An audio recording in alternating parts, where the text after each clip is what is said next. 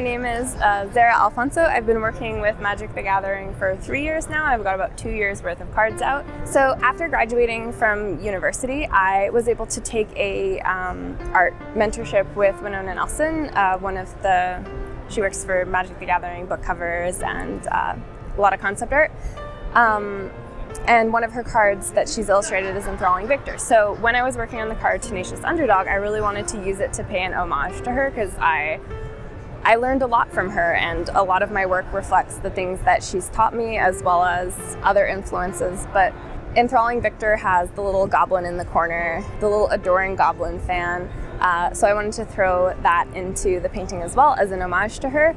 And I styled the character's design a little bit after Enthralling Victor in the way that his belt was put together, and just sort of the overall physique of the character. She also said when she was painting it that she just wanted to give him too many abs, so that was also a consideration when I was painting him as well.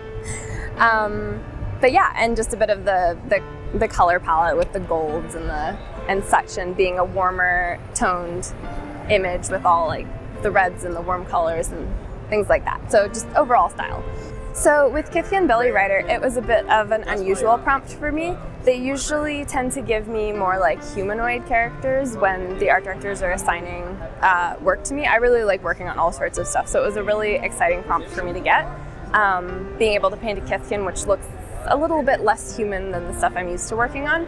I did quite stylized work when I was younger before switching to like a more realistic style when I started going to art university. So it was a really fun opportunity to be able to combine both of the styles together and work a bit of that into the painting as well, in the way that I designed the Kithkin's face and proportions and stuff like that.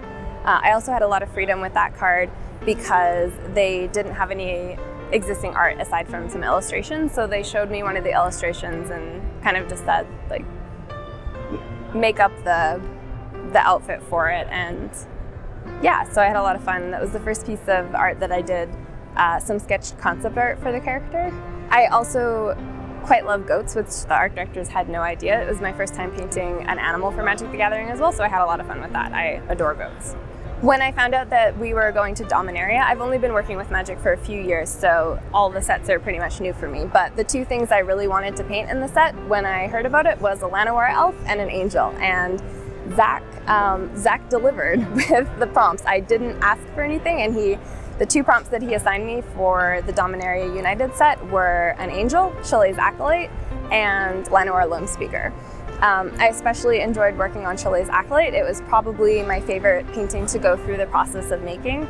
We receive a bit of like a concept art made into a world guide when we are working on the Magic illustrations, and the angels pretty much just called for long flowing hair, and all their armor was bound together in just long white strips of fabric.